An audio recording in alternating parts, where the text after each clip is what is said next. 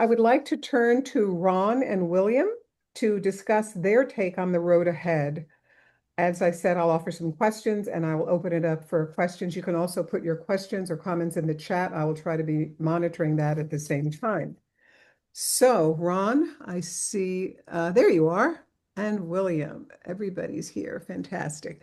I'd like to, first of all, welcome you and thank you for your time and energy in this endeavor. Ron, I want to talk about mindset for a moment, if you wouldn't mind. What is a mindset or a shift in assumptions that we need to be thinking about as parents and students because things have changed? And Yes. what is the mindset that we need to shift along with those changes? Do you have any thoughts on that? Sure, sure. Hopefully you guys can hear me okay. And Patricia, thank you so much for giving us this opportunity and just the platform for us to have this discussion. When I think about the impact of AI and when I think about the direction of education, I kind of think about it in three different pillars, if you will. So the first pillar is if we're looking from K through 12 in some of the primary schools, one of the big issues is around safety. Understand that these kids are walking around with supercomputers in their pockets already with telephones and technology. But now you have a piece of technology that has infinite information, infinite data that's out there. So, what do we need to do from as parents to be able to make sure that we have safety around the accessibility to AI? Because it's like any other device and information, it has just a ton of information out there. The second pillar that I would say, just from this kind of infrastructure and shift is when we think about AI, some of us are old enough on the phone to remember when it was time to go and research information and try and find data. And we had to pull out the old Britannicas and try to look at how we were going to look up information and try and find data. But now it's a little bit different. Now we have to take into consideration that the information and the data is readily available. There's no wrong answers for the information that's out here now. So, what do we need to do if everybody's going to have the right answer?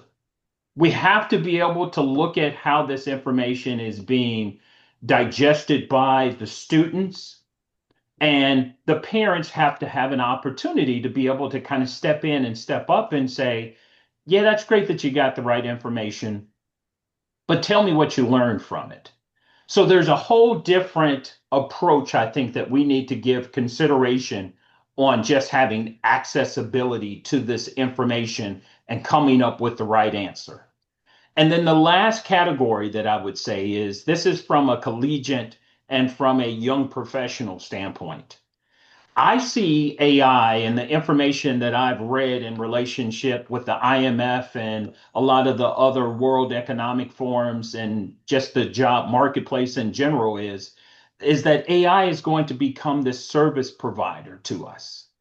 Again, it has all of this access of information. So how will we utilize that? So when you think about this shift, it really comes back to the AI fluency, our understanding of what the construct for these large language models look like, and how are we asking the questions for the result. I can ask a very simplistic question, or I can ask a more complex question. And so when you think about how AI is impacting and how parents need to be able to harness this and encourage their kids, it is around that creativity. It's around the cognitive thinking of how do I ask this question in order to get output, as opposed to am I getting the right answer that I can plug into a paper?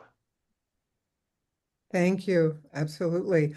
My daughter, who works at Google, was doing something pretty esoteric with 13 different spreadsheets, and she was doing a global model, and she put some questions in, and she said in 1 hour, she had the models that would have taken her 2 weeks.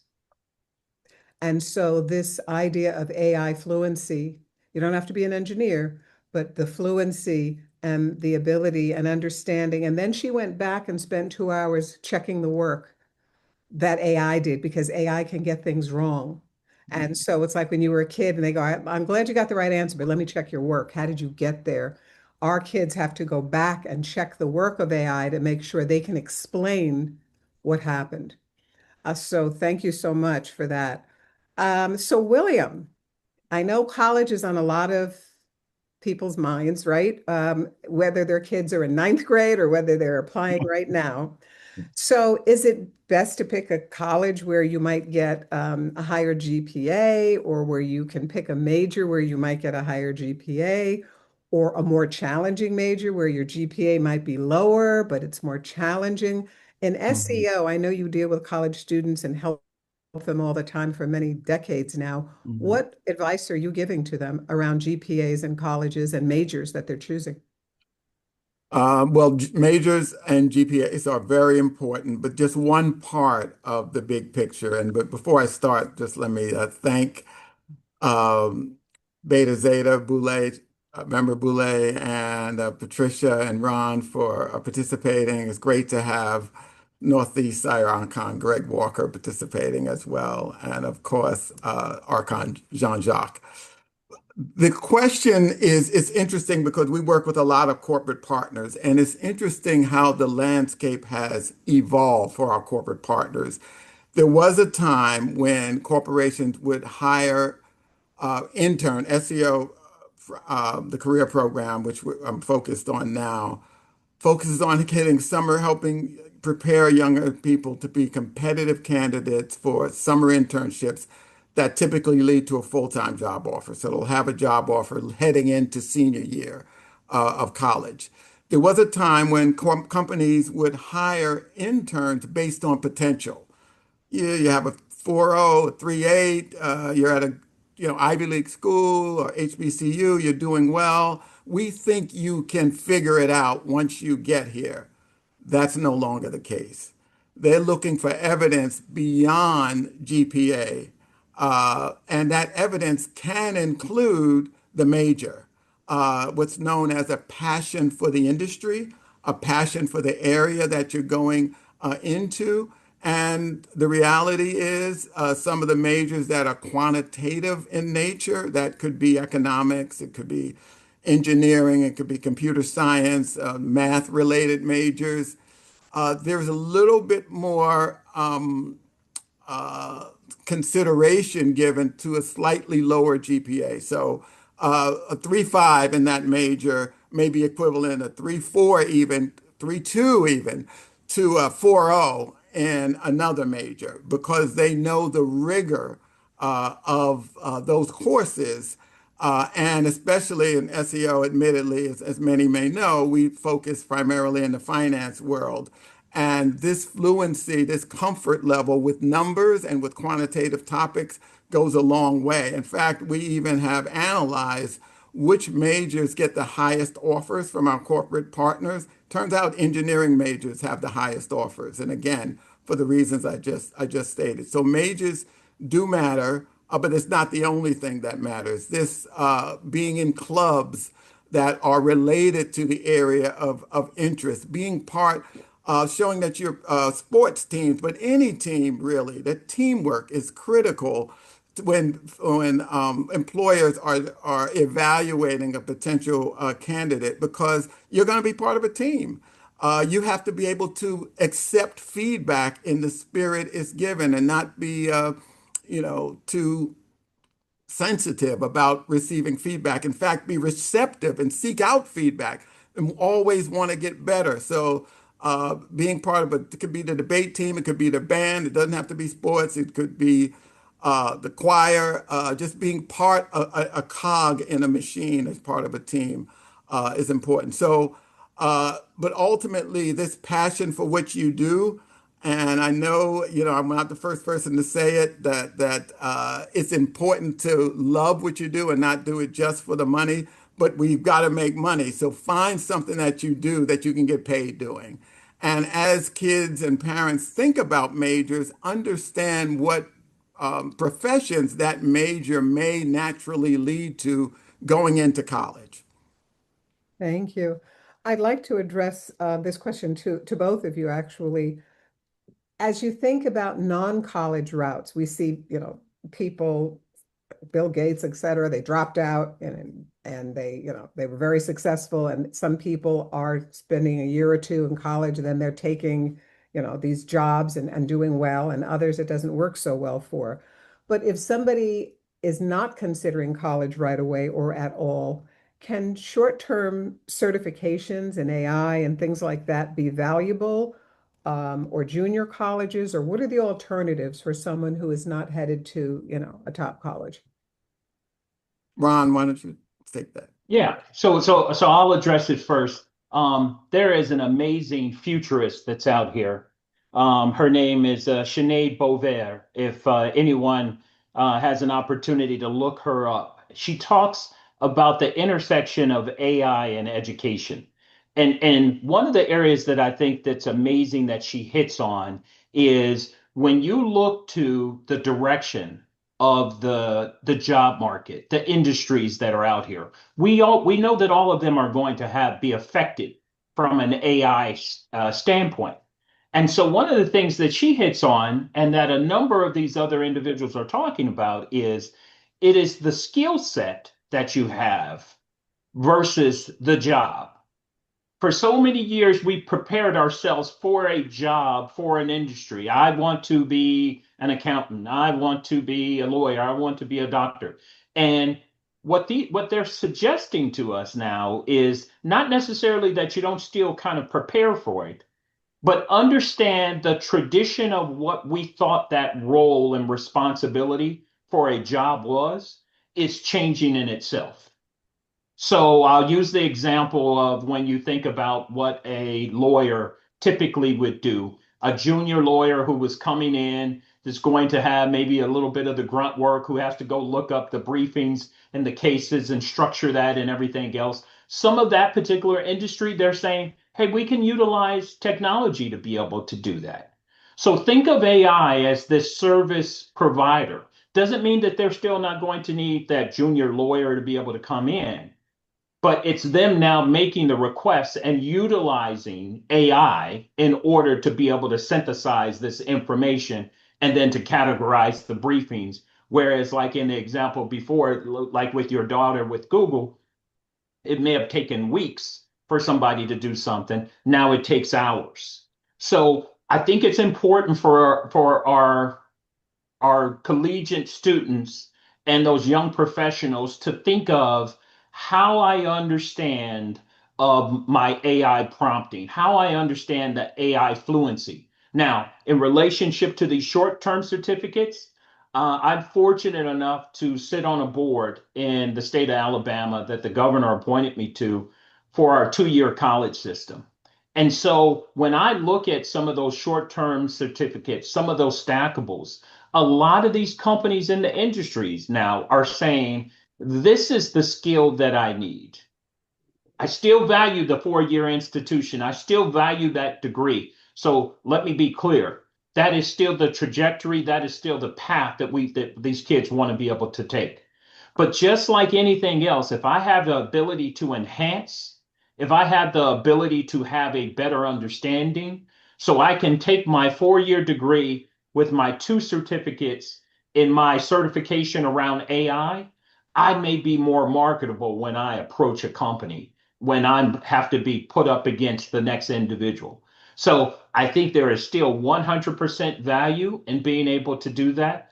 And then the last point to that is we recognize that there is a subset of students who are going to make a decision to enter into the job market early. For one reason or another, family dynamics, industry, whatever the case is, they may decide that's the path that they want to be able to do. I would strongly encourage, if they are going to go that path, pursue those certificates, but understand and make sure that they are what are considered stackable. So it's not just I went and did the certificate and I have it, and I think that I'm going to compete against the next person.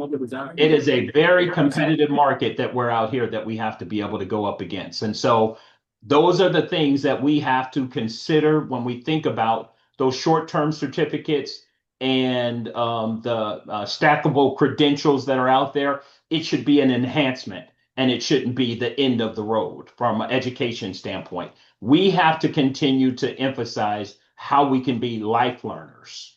That's what technology is going to be able to help us with and harness. Love that. Life learners. Thank you so much. William, we know that everything Ron just said is, absolutely true. However, we also know that a lot of people are getting opportunities because of their networks and their relationships. So, how can students understand how to build them, make them strong, sustain them? What are you telling the folks at SEO that you are mentoring and coaching? How are they building these relationships, especially if they're not maybe part of the Boulé or their parents aren't part of an organization that has some interesting people that they might meet? Networks are hugely important, probably as much as ever, if not more than ever.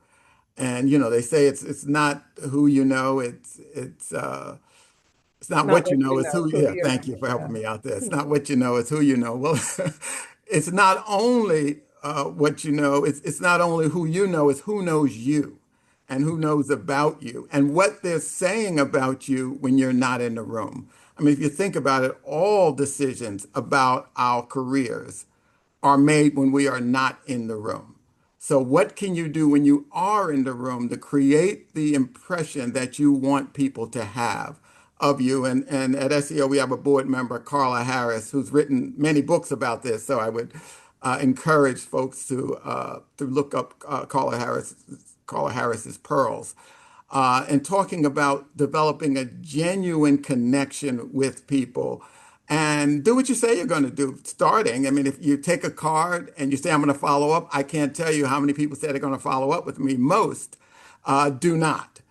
So stand out by being that person who does follow up and follows up with something that's relevant to that person's life or career.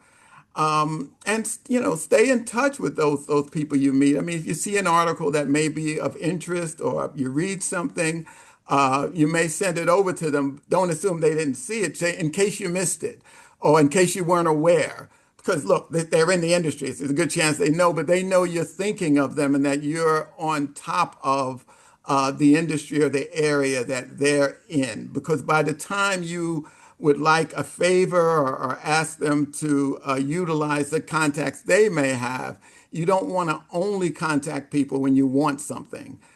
You want to stay in touch with people on an ongoing basis. And by doing what you say you're going to do, I'll follow up in a month, I'll follow up over the summer. You stand out by that alone, just doing what you say you're going to do. And networks. So my whole career is built on the people I've built on the network. So many jobs and opportunities are not advertised, they're not known to the general public. So also make sure people know what you're interested in. If they don't know you're interested in it when something comes across their desk or they become aware of it, they're not going to think of you. And one good way to do that is to say, this is what I'm talk about what you're interested in and why, if it's a particular career, and ask them, does that make sense? Or what else should I be doing? Who else should I be talking to? Really ask their advice. People, they love to be, that's flattering to folks to ask their advice, to ask for their guidance, to ask their opinion. Do it in not an overly, flattering, solicitous, uh, Solicitous way. Yes. yes, thank you, solicitous way. And that way you get them thinking about you subconsciously when something that may fit you, an opportunity that may fit you comes along, that they think of you. But networks are hugely important for college students. Go to the Career Center, become a regular there. So then if a company or internship, an opportunity comes along, they think of you. Let them have your contact information. You'll be the first person they call. Hey, so-and-so company was here. So-and-so is hiring. Uh, Particularly for college students, we encourage them to get to know the Career Center, the professors during office hours, visit the professors because many times professional opportunities come through professors. They have contacts in the business world as well. So any opportunity there is to distinguish yourself and to stand out as an individual, students want to take that. Thank you. Ron and William, um, speaking of guidance and parenting, if you were the parent of a middle school or a high school student right now, what would you have them prioritize over the next 2 or 3 years? What is it? Is there anything that they can do that they might have not even thought about, say 10, 20 years ago that they should be thinking about today? Sure. So I'll take the first swing at this and then I'll pass it to William. If I'm a parent and I'm looking and I'm the, have the middle schooler and somebody that's thinking about it, when we were in middle school, what were we preparing ourselves for? We were preparing ourselves for high school. We were preparing ourselves for study habits, good things to be able to think about of how we were going to approach high school. We knew that there was a big chasm in between going to middle school and going into high school. So, but we also realized that there was a rigor that came with that in high school. That was the preparation. That was the planning. None of that goes away just because of AI. I think the challenge that we have to be careful of as parents of a middle schooler or somebody that's looking at kind of going into that next phase is the intangibles and those study habits that they still need to possess. Again, like anything else, the probably the biggest muscle that we have to be able to utilize is that cognitive learning, that cognitive skill. So they still need to be able to exercise that. And we can't allow our students just to become lackadaisical because of I can get the answer and I can get it in 4 minutes just because I can do it. As parents, we still own that responsibility that says, okay, you figured out the square root. Now tell me how you got there. Now tell me where it would be utilized. Because that is the thing that, from every indication, when you look at the educators and when you look at the policies that some of these schools are doing, you have to understand they're being thrust into this just as much as the parents are being thrust into this AI type of environment.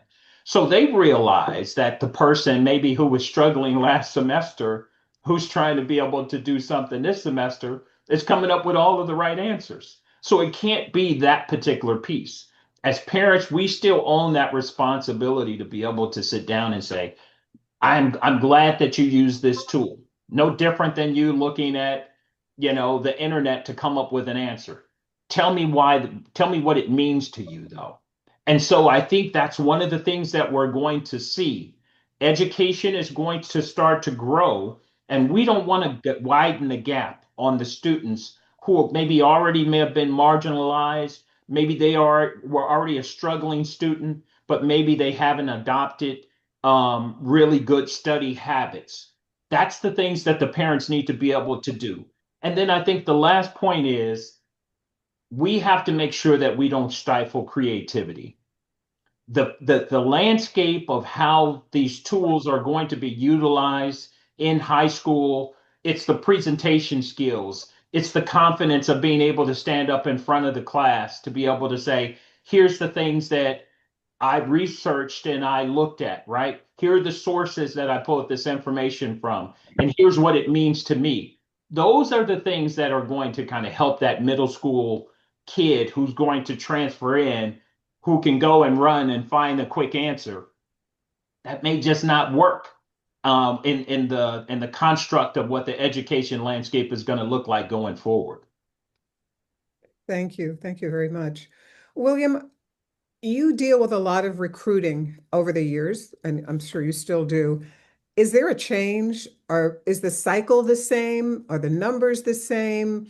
Um, is the inequity around how they are looking through resumes using AI? What can you tell us about the recruiting differences between, say, Yeah, 5 years ago and today? yeah. The cycle is much earlier.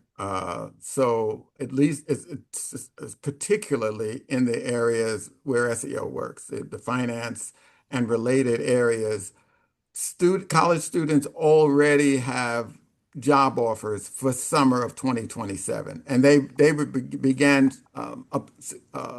receiving those offers as early as January and February of this year. So literally 17, 18 months in advance. So Wow. they're sophomores getting an offer to work between their junior and senior year. So what does that mean for how they're evaluated by the companies? It means their freshman grades take on outsized importance. That's now when I was in college, I could use my freshman year to adjust to college. You can't do that anymore, especially in these competitive careers. You've got to come out the gate, and even if it means delaying taking some of the required courses until later in your college career when they'll mean less. No one's asking for your transcript when you're a spring of junior year or senior year. Yet that transcript for that first year, year and a half, 2 years is of utmost importance. So kids have really got to buckle down in college and get the best grades possible because that's the first screen. Even at SEO, the minimum GPA is a 3.2. The average GPA of our SEO interns is more like a 3.7. So the 3.2s are what I described earlier, the kids who are, have the quantitative majors or they're on a sports team, et cetera. So those grades the first year and a half are critical. And companies, it's like an arms race. They're trying to beat each other the earlier and earlier to recruiting. But that also tells you there's a war for talent. So the talented students who are doing the things that Ron and I are talking about are going to stand out and get the opportunities because so many companies now, I mean, there are still companies producing real products, but so much of it is based on critical thinking skills. Even with AI, critical thinking is going to be so important and knowing how to leverage AI. And it's the prompts that Ron was talking about. And we have an alternatives conference, SEO, and one of the speakers was saying he plays with AI at least 30 minutes a day, and I've started doing that myself. And it's amazing. Before you take on a task, say, is there a way that AI could help me with this? And I was buying an oven, and it literally laid out a chart of the features of each of the two ovens, and which, based on what my needs were. And there's so many things AI can help with, but as was also mentioned, you got to check it, as you mentioned, Patricia. Got to check behind it because there's this phenomenon known as work slop right now, where what you get in is not what you get out. So those are some of the ways that recruiting has changed, and AI is being used more than ever in the pre-screening mechanism. So, there's enough information out there in terms of the key words that AI is looking for, the key experiences, and to just pile on to what Ron was talking earlier.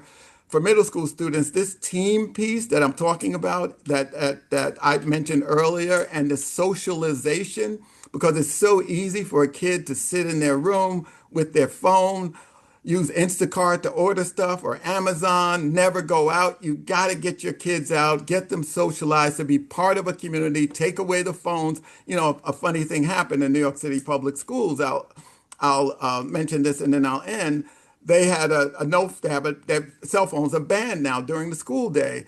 The amount of activity and energy in the lunchroom is completely different than what it was just a year ago because now kids have to talk to each other. They have to make up games and play with each other. So figuring out a way for kids to build community and build the social skills, the interpersonal skills, and learn how to speak to adults.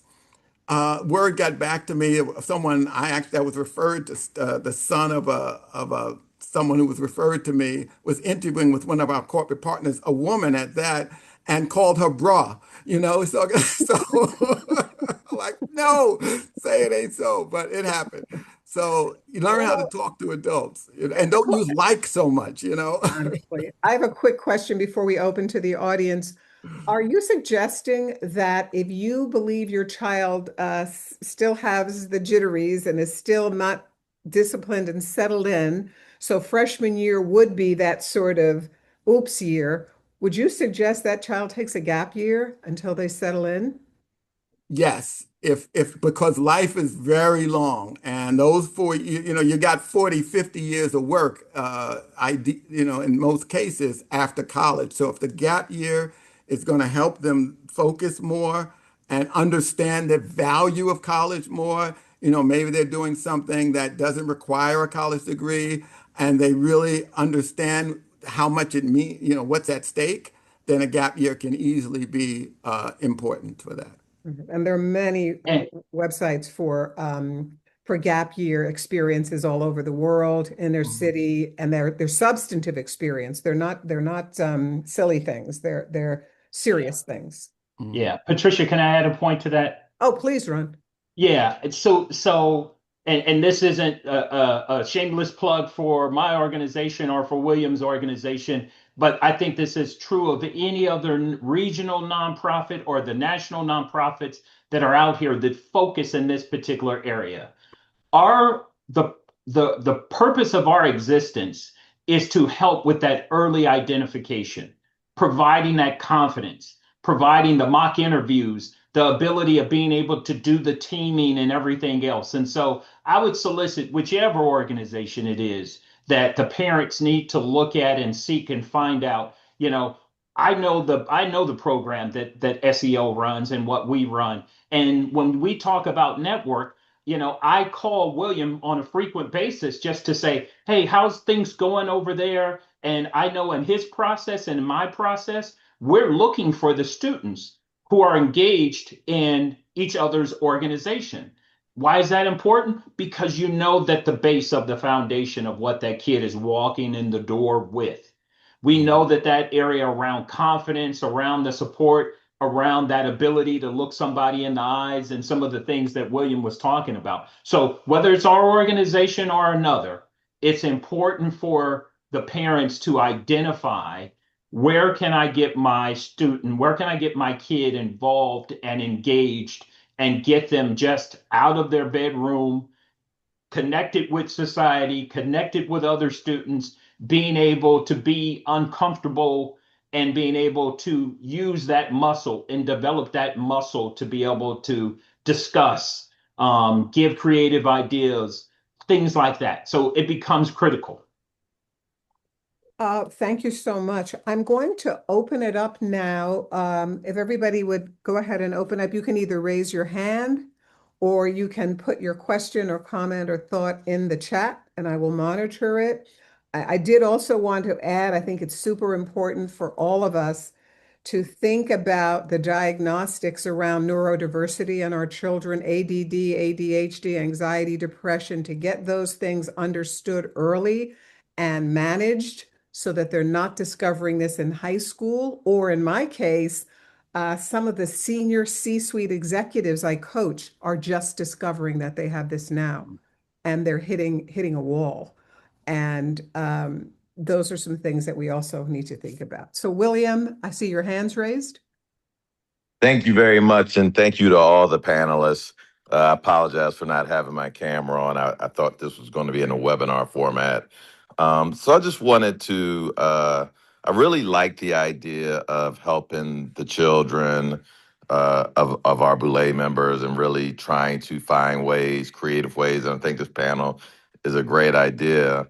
I have a situation where a student of mine a child of mine didn't figure it out, right? She graduated top 10 of her high school, but she went to college and sorority stuff and boys and, Mhm. and the GPA teetered right there at the 3.0. But she took on the demanding classes and challenged herself in the school she went to. What kind of opportunities, or how would you suggest we now, as we enter into the workforce, and we see all these things that say 3.2 or above, 3.4 or above, and you really don't have an opportunity to find that support. How do we support our Boulé children who may not have matured fast as others? Great question. I just want to also add that this is all for all children, obviously Boulé and also others as well. We're opening it up to everyone. Just wanted to mention that. Sure.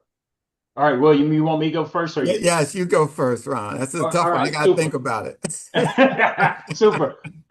So for the William who raised his hand, then listen. Here's what I would say.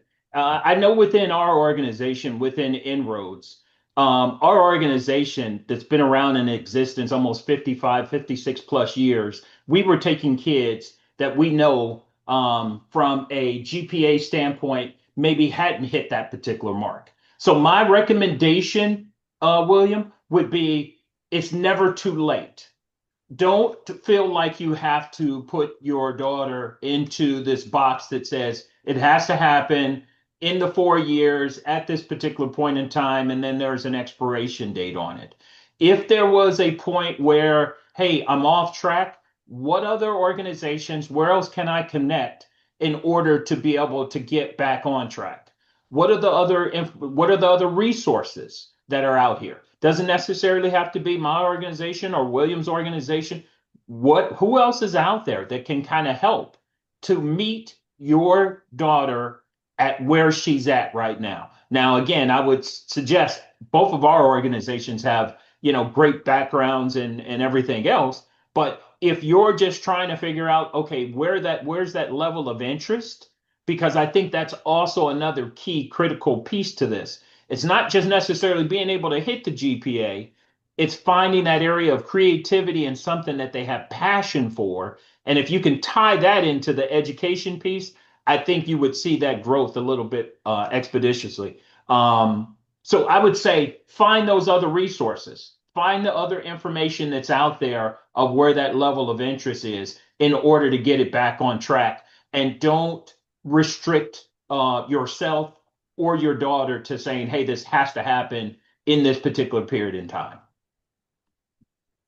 Thank you. I see there's a question from Argus. I don't see it, Dennis. I don't see the question.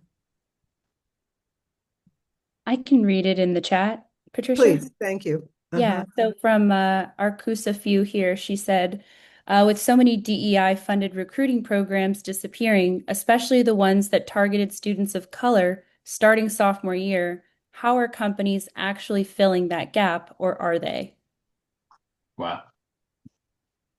All right. Well, that's interesting. I'll go first, and I'll pass it to William again. I can tell you that last month I was in New York, and I was sitting down with a senior executive from one of the Fortune 500 companies. And we were talking about just the impact of DEI and the challenges that we face. I alluded to it earlier. This is the reason why I pick up the phone. I consider William Goodloe to be a colleague and a friend, somebody I can turn to be able to say, how are you managing it? But I'm doing the same thing with Dr. Harry Williams over at Thurgood Marshall. I'm doing the same thing with Dr. Michael Lomax over at UNCF. So our network of executives to be able to come together and say, how are you managing it? I still think there's strength in numbers. So are we under attack? 110%. They're looking at organizations. They're trying to figure out how the challenges and something where they can kind of target us. But I think that we're better and stronger together to say, how are you dealing with this? How are you managing this? What should I be looking at the same thing? So it's yes, 110%. It is a challenge. Yeah, and yeah, DEI, clearly DEI is under attack where the words aren't even used. You won't find them on my website and Ron's website or any company's website. Uh, back in the day, parents used to tell us you got to be twice as good to get half as much. That mindset has always been, I imagine, the same at Inroads, at SEO excellence. Let's exceed the existing standards. We never held ourselves out as a DEI organization, a talent provider.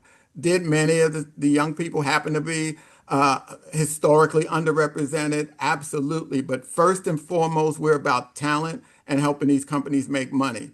And if our young people focus on talent first and being excellent and understanding, and this is important, understanding where the bar is too oftentimes we don't understand where the bar is, what the expectation of, what is the best prepared candidate doing, and then doing that and more. It's almost like sports, like that Mamba mentality. I hate to use a sports analogy, but uh, you know, understanding what the most talented uh, uh, people in a company are doing, and some of that's around networking. Asking people, what type of approach did you take to reach the heights or the stature that you have today as you're talking to people? And I know SEO alums who slept under desk, literally. There were bets taken after their fellow coworkers went out drinking and came back to the office. Will he or won't he be in the office at 3 a.m.? And he was. So that understanding what the expectations are, because many of these career, the expectations are high, and then deciding, are you willing to put in the work?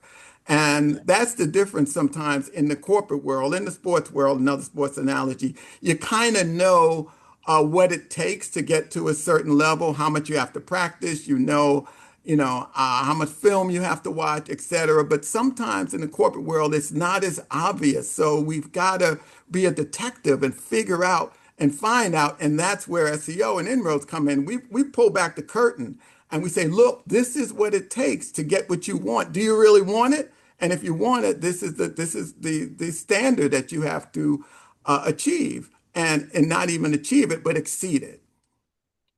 Thank you. Patricia, if I may interrupt just for a moment with a scheduling announcement. First, the panelists and the moderator are doing a fantastic job with this panel, and the feedback is already so positive.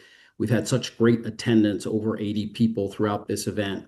I just want to mention we've had multiple requests for Erica Parker to redo her presentation to make sure it's on video so that people can share the video with family members, friends, neighbors. So what I'd like us to do is we'll take a couple more questions. We'll do a full wrap up, do our thank yous, but keep the recording going. And then we'll do an extra 15 minutes and ask Erica to reprise the presentation she did at the beginning. That way we'll have all the content on the video. So sorry for the interruption, but keep on moving. Not a problem. So we've got 3 or 4 more questions, but we only have about three or 4 more minutes. So here's what I'm going to do.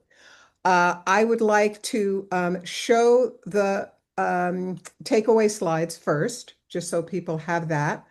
And then whoever can stay on the call, we will continue to entertain questions for 5 or 10 minutes longer. So Yuki, if you could pull up those slides, the closing, great, thank you. I think this will help. So things to keep in mind, there is no single safe career.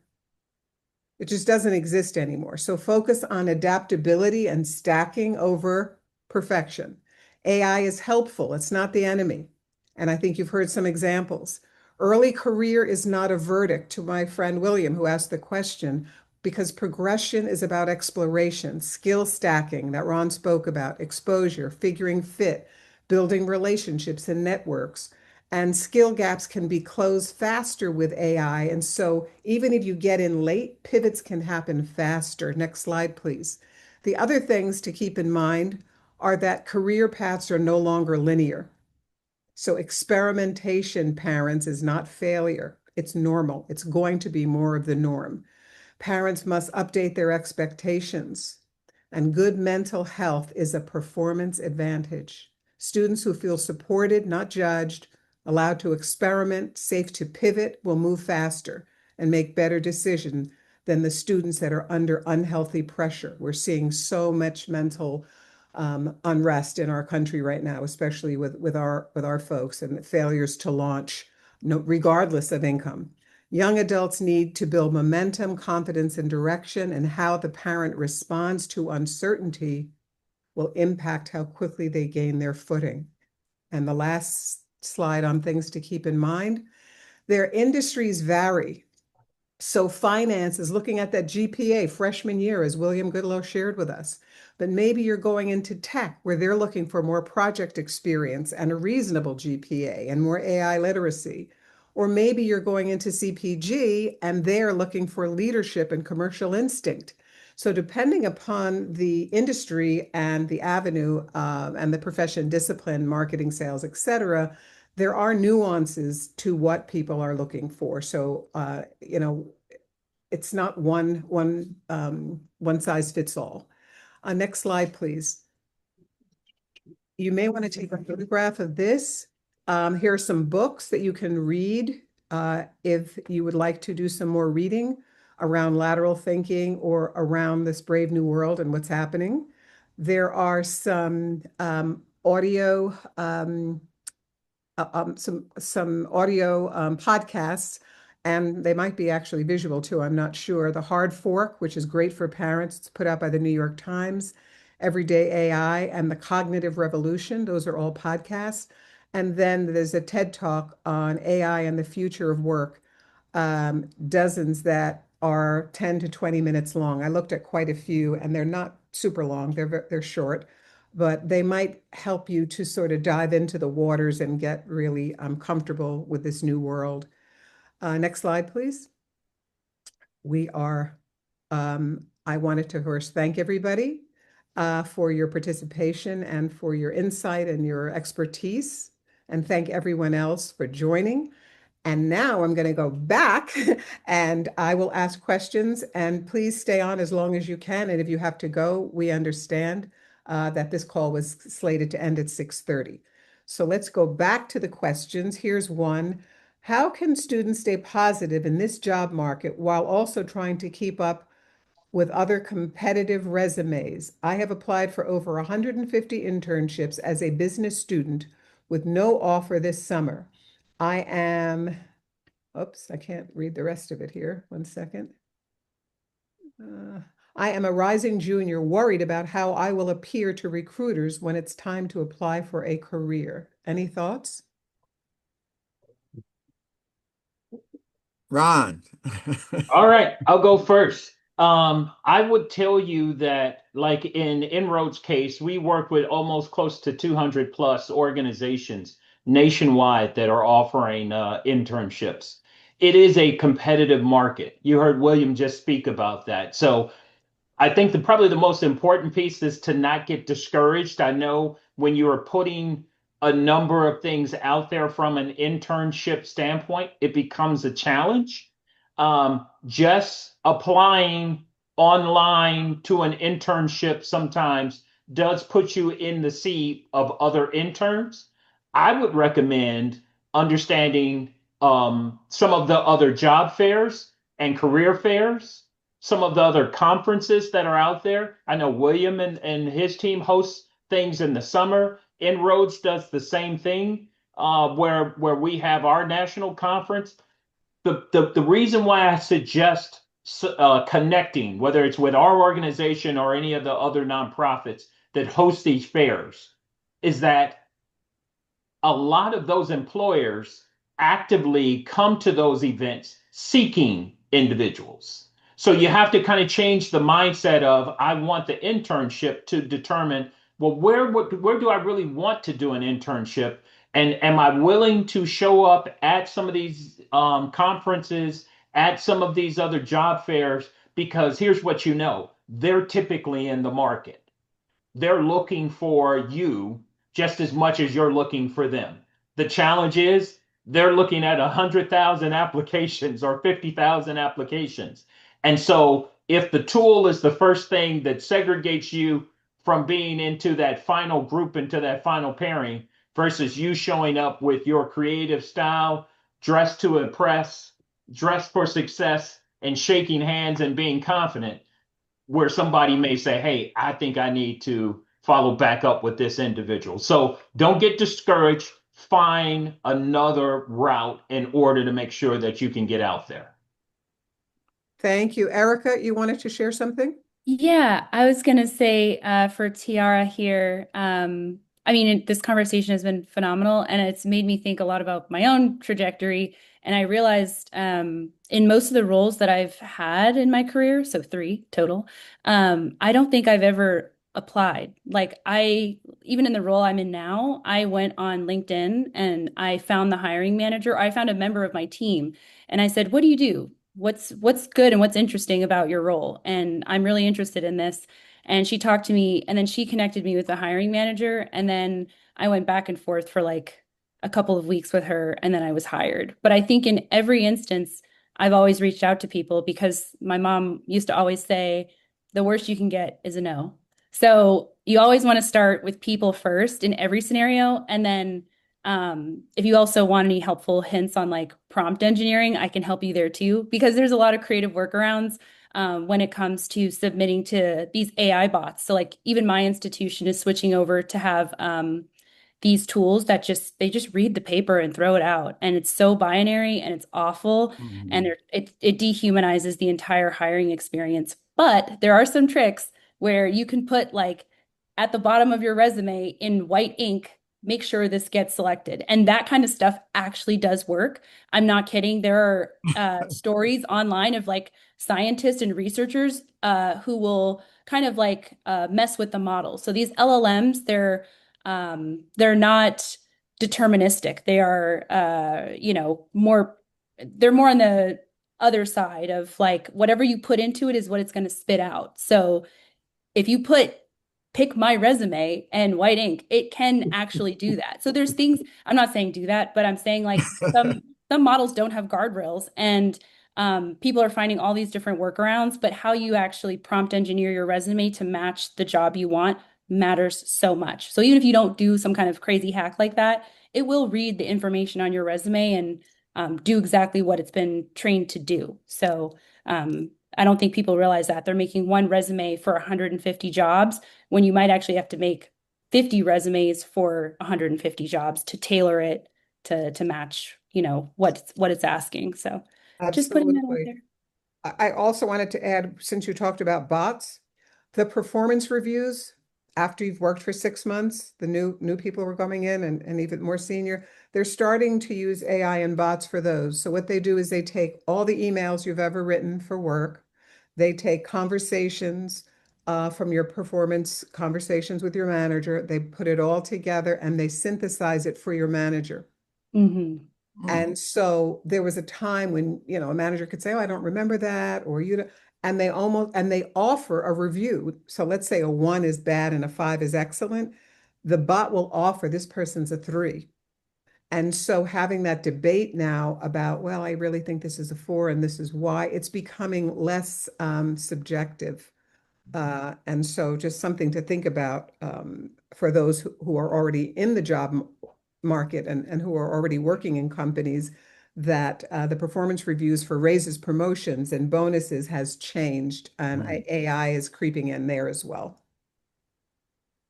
100% agree. Somebody asked about dress and attire. Uh, So we handle that oftentimes at SEO. Uh, we say dress to fit in, not to stand out either on either end of the spectrum, but look at your surroundings and really dress to fit in. You want to distinguish yourself by the quality of your work, not by your dress or how you look, So you want to that's basically what I said, just to fit in to the Yeah. environment. And especially, you don't want to overdress or wear flashy, designer, expensive clothes because as a young person, and in many cases, a young Black person, young Hispanic person, who is he or she? They just got here and they're dressing better than I am. So you definitely want to dress to fit in, appropriate for your station, for your level within the company. There's a And question here, oh, sorry, about considering a startup just to get experience, ideally an AI startup. And sometimes I know they pay in equity. They may not have a decent salary, if any salary. And in this case, this Arvia, I think is her name. She's saying consider for this other young lady who was talking about having struggle with jobs. Consider volunteering for a startup. What do you think about that, Ron and William? yeah, actually within our areas of expertise, we have now kind of restructured our interns into a cohort model. And so we look at various industries, and entrepreneurship is one of the areas of consideration. Here's one of the things that becomes important though. Whether you're looking at CPG, whether you're looking at healthcare, any of the other different industries or entrepreneurship, there's still a foundation that has to be there from a business standpoint. And so I would recommend and I would suggest that even if entrepreneurship is the route that you want to be able to go, there's still some soft skills or what we call power skills that you want to be able to learn from and to be able to kind of go with. So if that's the route, do it, understand, but understand even in you do need to have a solid business model. So figure that particular piece out as the foundation, even if that's the place that you want to be able to go to. Thank you. I would like to ask William, Ron, and Erica, actually, if you have any closing thoughts, and then we will close our session. Arcusa Price, I was going to piggyback off of what Ron just said there really quick. If you decide to join a startup, also make sure you read every term and condition. In some cases, they will offer you equity, but it comes at a cost. So they'll ask you to stay for a while before they actually give you those funds. So you don't want to be putting in sweat equity and not able to pay your rent. So making sure that all the terms and conditions are fair, that you have an NDA in place for your intellectual property. I think a lot of young folks nowadays are learning about home equity. They're learning about, equity in a company, but your intellectual property is valuable, and all of your young minds are so important in this day and age. And as things are evolving, you also want to protect yourself. So make sure you have a close, I was going to say lawyer, but those are expensive, but a close family member or someone in your mentorship network who can help you kind of go and, accelerate down that type of path. So just wanted to plug I that. think that's a great point. They can also feed the contract right into AI and say, what are the gotchas in Yeah. this contract? What are the good things? What are the bad things? Yeah. Mm. And so you don't even have to do the due diligence yourself. So, Ron, thank you, Erica, so much for everything you've shared. So relevant and so timely, and you are right in the zone of the people in the audience that we're really trying to meet. So this was great. William and Ron, closing thoughts? This time I'll go, Ron. Okay. All right. Um, keep going. We got to keep going. We can't give up. I mean, those times when you're looking for something, you can't remember where you placed it. It's always the last place you look. So you got to it only takes one yes. And to learn as much as you can, learn from the no's, from the young people is I used to look and see when I applied for jobs, I'd look and see who got the job and what did they have that I may not have had.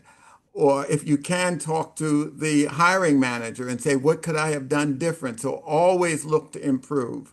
As you go about this search, whether it's an internship, a job, great suggestions around volunteering if you can afford it. Any experience is good experience, especially customer service or sales. Anything where you're dealing with the public or social interaction, those skills are only going to get more important in this AI world. The ability to actually be part of a team, lead a team. At some point, you just have to take a role, a job, and learn from it and then parlay leverage that into something else. But keep going, don't give up, and continue to learn from your experiences. Thank you so much. And Ron? Yeah, so here's what I would say. So first, this has been a great conversation. So again, thank you for the opportunity and the platform. From an AI standpoint, to the parents, you don't have to become an AI engineer. You don't have to figure out every intricacy for the language models and become an expert in AI. What you have to be able to do, though, is to try and figure out how you can utilize AI with your kids, right? What is it that they need to be able to do to use that as a service to be able to get information? Don't be afraid of it. Embrace it. We had the same feelings around the internet when it was coming out saying that, hey, people aren't going to be able to learn and it's going to, kind of erode this, but we found a way. AI is here. It is going to be a part of what we do. It's going to be a part of the industries. So embrace that at whatever particular level. Inform yourself, read books, listen to the podcasts, hear the other information of what other people are talking about and the way that they kind of go. In most of society, we always feel like we're trying to catch up to the information because it's thrust upon us and policies and everything else kind of follow behind. So don't think that you're behind with your kids as well. Just educate yourself and grow with them in this particular space. The last point that I would say in relationship to education and the internships and the things that are out there, find organizations like us that we can help your kids. There's a number. I know that there are criterias. I know that there are eligibilities, and not everybody has an opportunity to do it. But start at that particular point. Just like you're applying for a job, have an opportunity to find an organization that you can connect with, national, regional, attending conferences. Educate yourself as best you can in order to be competitive in the job market. It's changing. It is very much going to be very skilled based.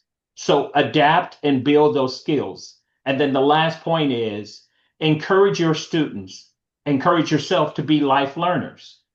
Don't think that there is a finite stop. As soon as I get my bachelor's degree, there is a job waiting for me over at the other end.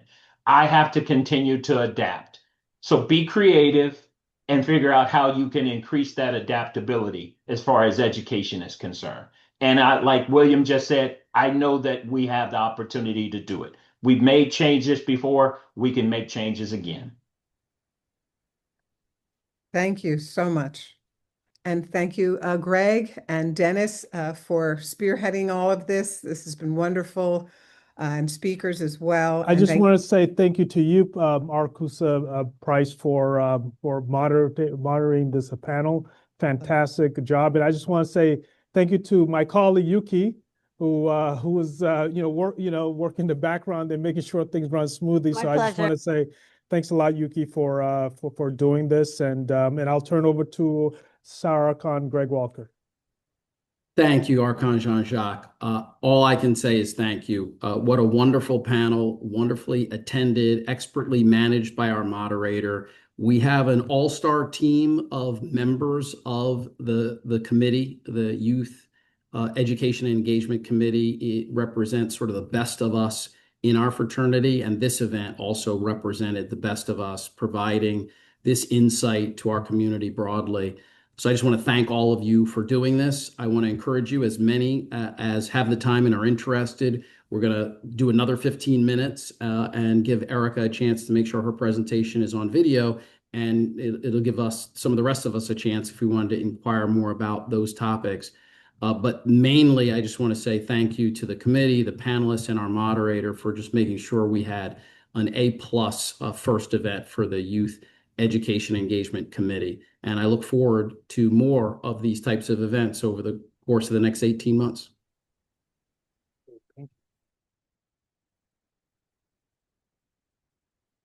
And if it works for you, Erica, we can launch right into, and Yuki, if you're there to help manage the slides, we can launch right back into where you kicked us off at the beginning of this event. Erica, is this okay?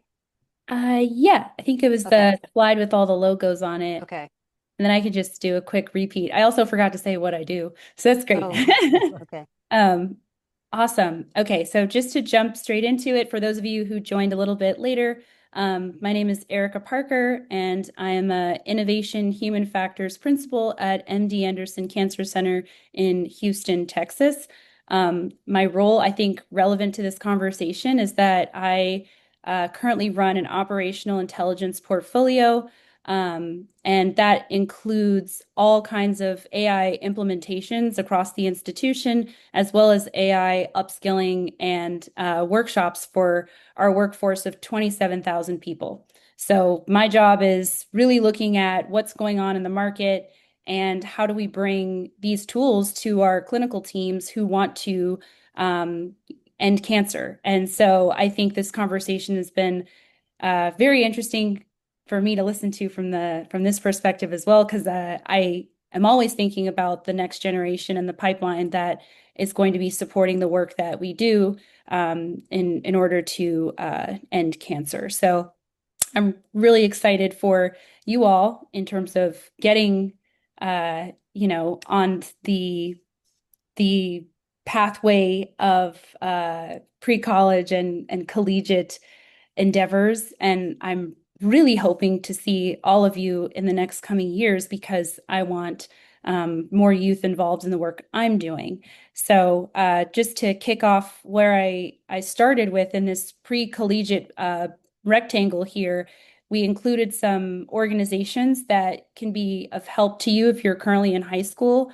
A few I've actually participated in, and one that I forgot to mention is I participated in a summer immersion program through the University of Southern California, where I was exposed to architecture, and that was actually my major in college.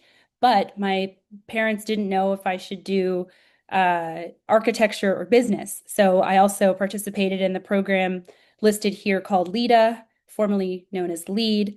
And I also had the opportunity of attending a different summer immersion program in my junior year to learn about business at the Darden School of Business at the University of Virginia. So I had two exposures that really shaped my entire life. And I can tell you guys now, I'm not going to tell you how old I am, but I can tell you guys now, I am heavily involved in architecture, and I'm also active in the world of finance. So your job doesn't necessarily have to be dictated in college. It can change. And I'm one of those people who literally went from designing hospitals for 5 years in New York into designing healthcare technology and also supporting fund of funds and startups. So like I've literally done everything. So I think that slide Arcusa Price showed earlier around the model of failing fast and trying things and being experimental, that's been something I've done my entire life because that's just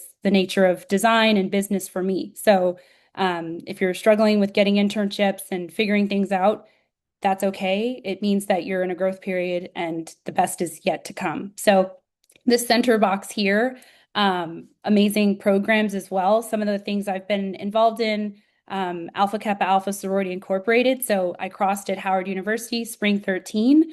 And that wasn't the end for me. They actually pulled me back in 2 years after I graduated to design a monument on campus, a small one by the tree. If you've ever been to Howard University, there's a little ivy leaf right in front of our tree. And I did that. And then they pulled me back in to work on the international committee. And I've been doing that ever since. So these organizations are here to help support you. And what I like to think of them as is power in numbers. If you have an idea, if you have a goal, these organizations are here to help you do that. And they give you access to phenomenal individuals who can help build your ideas, and you can also support theirs as well. So wanted to make sure we highlighted some of these opportunities here in the center. And the one that I'm currently actively involved in is the one called YACS.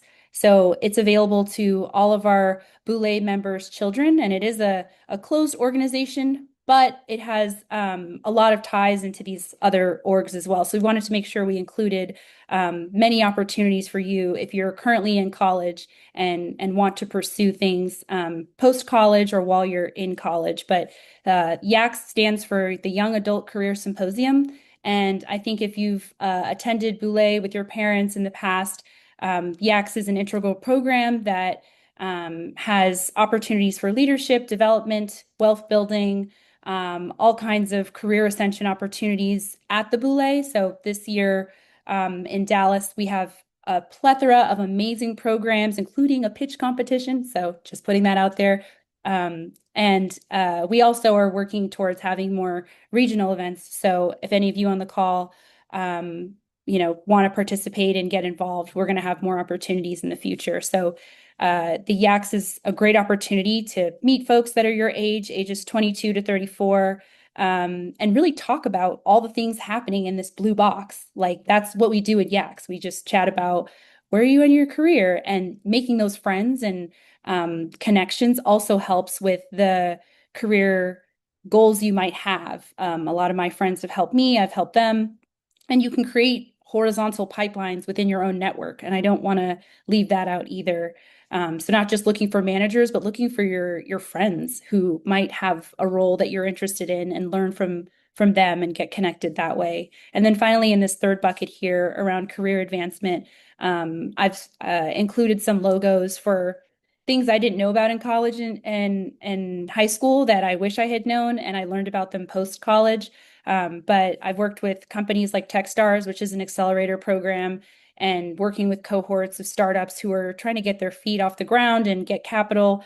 And Div Inc. is specifically meant for startups that have women-led founders or founders of color. And Y Combinator, one of the biggest accelerator companies in the world, and all of these different accelerators help with financing and access to capital. So, but in the same spirit, so do all these other organizations. When you meet friends, like those are the people who are going to help build your company and help, with your startups.